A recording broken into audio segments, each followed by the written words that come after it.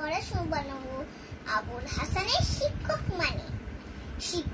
মানে শেখার নতুন কিছু। শিক্ষক মানে ছাত্রের পিছু পিছু। শিক্ষক মানে আদর্শ হাত।